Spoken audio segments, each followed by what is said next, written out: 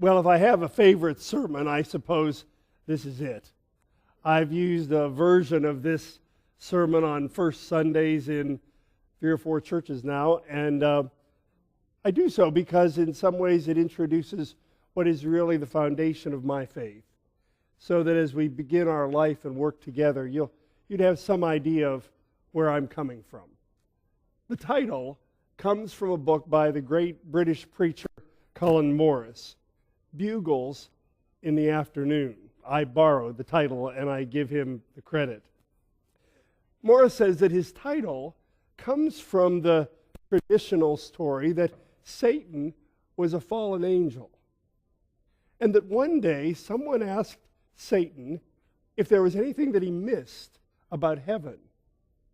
His answer was, "I miss the sound of trumpets in the morning." Trumpets in the morning. It's a beautiful image. Now, I know I'm going to divide the house right down the middle when I use this illustration, but I'm going to do it anyway. I know something about trumpets in the morning. Picture a beautiful fall Saturday morning, gathered in the largest football stadium in the country, with the largest crowd anywhere watching a football game. Some of you can appreciate it. Gathered there in the stands, and then the announcer comes across with the words, "Band, take the field." And the Michigan faithful come marching double time out onto the field, and they take their place and begin the incredible Michigan fanfare with the sound of trumpets. Now all you green and white Spartans, you can do with that whatever you like. The sound of trumpets in the morning. Colin Morris says, truth to tell, I seldom hear the sound of trumpets in the morning, the clarion call of victory, the clear, bright sound of a brass fanfare. My faith is more like a bugle than a trumpet. Now, a bugle, like a trumpet, has the ability to rally, but it is often used for retreat as well as for advance. It's a more vulgar instrument, probably not as grandiose as a trumpet. I'm familiar with the sound of bugles as well. My father-in-law, Judy's dad, used to love to wake the grandsons when they were in the house by playing reveille at 7 o'clock on his Boy Scout bugle. Now, at 85 years old, those lips didn't pucker quite like they used to, and it wasn't very exact, but it did have the power to rouse teenagers at 7 o'clock in the morning. The sound of a bugle. And what about the afternoon in Morris's title? Morris says afternoon is flat time. It is ordinary time. It is mundane time. And quite frankly, isn't that where most of us live most of our lives, most of the time? Not the quiet hush of a Christmas Eve, not the exuberant joy of Easter morning, but rather those ordinary, in-between, mundane days. Isn't that where most of us live most of the time? In the afternoon? Our faith, my faith, more like a bugle than a trumpet. Our lives, more like afternoon rather than morning. So Colin Morris says, let the bugle sound in the afternoon of life. Mine has never been an adequate faith, but it's the only faith I have to give away, like bugles in the afternoon. Now, I realize I come to you even on my first Sunday as a short-timer. I'm already a lame duck before I begin, because you all know I'm only going to be here until June. But during these months that we have together, 2 essential themes to my life and my faith. 2 notes on my tin horn. The first one comes from the Old Testament. The simple affirmation, God is faithful. God is faithful. The central theme of the Old Testament is the theme of covenant. That God is a covenant-making, promise-keeping God. This God is the God of Abraham, the God of Isaac, the God of Jacob, the God of Sarah, the God of Rebekah, the God of Ruth. This God is faithful. This God can be trusted. In contrast to the capricious gods of the pagans around them, the people of Israel clung tenaciously to the idea that Yahweh, God, was dependable, was consistent, could be trusted, that this God is faithful. While I was the pastor in Dexter, Michigan, the place we stayed the longest in our ministerial career, we bought an old Boy Scout camp that ultimately became the site of a new church. But in those early years, we used it as a gathering place, a place for fellowship activities, etc. And every fall, we had what we called the family gathering. It was a weekend, big tent, out on the field. We'd have games and food and worship over the weekend. One year, I remember on Saturday afternoon, I had to go into Ann Arbor to do a wedding. I came back about 9 o'clock in the evening, and as I made the turn on Huron River Drive, there was a police car, lights flashing. I told him who I was, and he let me through. Discovered that young Andy, 6 years old, had wandered away from the rest of the kids, gone down by the Huron River, slipped in the mud in the swollen riverbanks of the Huron River. I arrived just as the helicopter was lifting off to take him to University Hospital. I rode in the car with his parents. I sat in the emergency room as they held his lifeless body. And the only psalm that made any sense was the one you've heard this morning. God is our refuge and strength, a very present help in trouble. Therefore we will not fear, though the mountains shake, though the oceans roar in tumult. Be still and know that I am God. God is our refuge and our strength. I have to tell you, I gave up long ago on what I consider the ridiculous notion that God has a reason for everything, or that everything that happens is somehow God's will. I am so glad I'm a Wesleyan and not a Calvinist.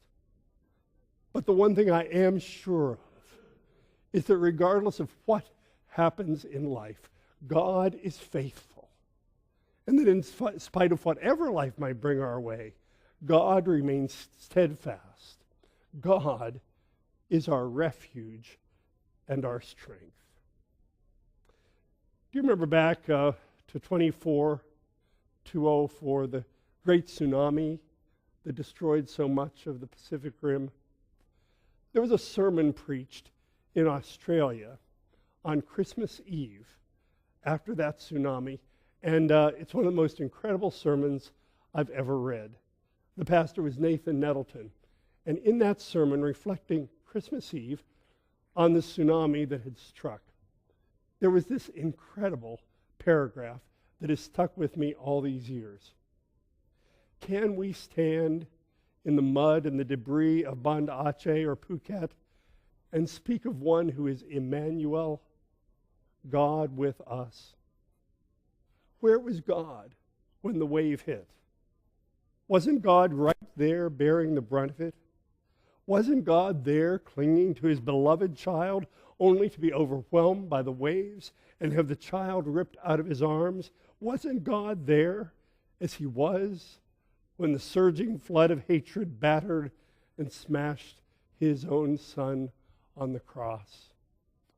And Nettleton concludes, any theology that can't be preached in the presence of parents grieving over their slaughtered children is not worth preaching anywhere. God is faithful. Great is thy faithfulness, O God my Father. There is no shadow of turning with thee. Thou changest not, thy compassions, they fail not. as thou hast been, thou forever will be. Great is thy faithfulness. Morning by morning, new mercies I see. All I have needed, thy hand has provided. Great is thy faithfulness, Lord, unto me. The first note on my bugle from the Old Testament, God is faithful. The second from the New Testament, Jesus is Lord. Jesus is Lord. St. Paul proclaims it in this beautiful hymn to the Incarnation when he describes Jesus, who, though he was in the form of God, did not consider equality with God something to be grasped, but rather emptied himself and became obedient unto death, even death upon the cross. Therefore, says St. Paul, therefore, God has highly exalted him and given him a name which is above every name, that at the name of Jesus every knee will bow in heaven and on earth, confessing that Jesus Christ is Lord. That was the central creed of the early church. Those three simple words, Jesus is Lord, over against the might of the Roman Empire, which demanded the Pledge of Allegiance, Caesar is Lord. This small band of believers said, no, we beg to differ. Jesus is Lord. Andy died that night at University Hospital. I spent the night with his parents and got back home just in time to clean up, to go back out to the family gathering. It was supposed to be a great day of celebration. Of course, the congregation was devastated.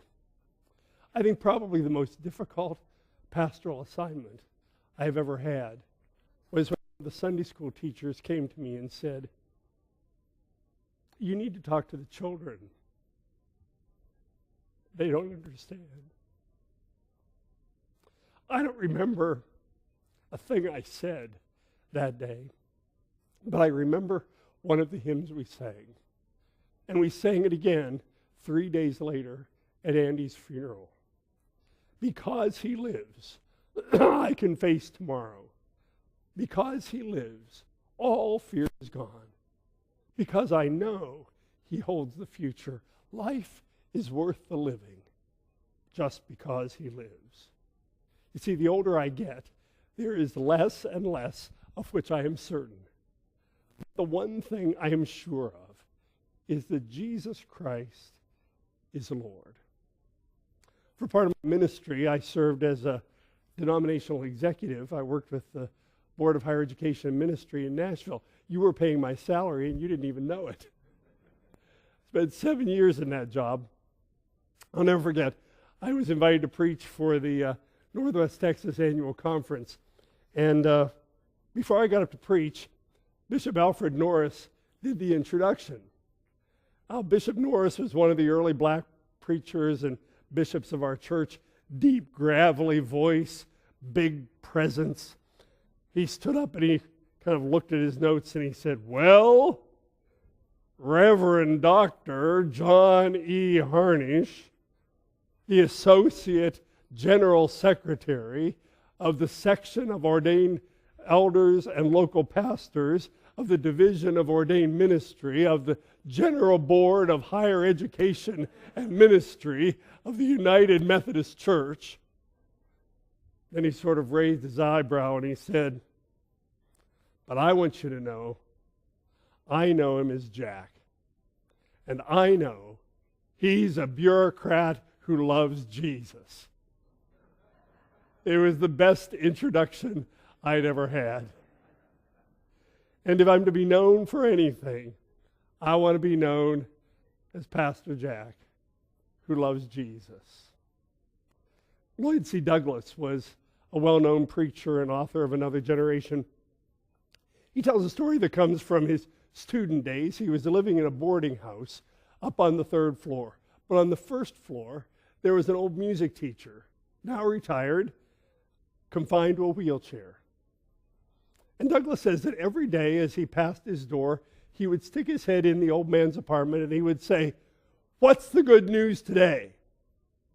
And the old man would pick up his tuning fork, tap it on the arm of his wheelchair, and he would say, "That's middle C." The tenor upstairs sings flat, the piano in the parlor is out of tune, but that is middle C.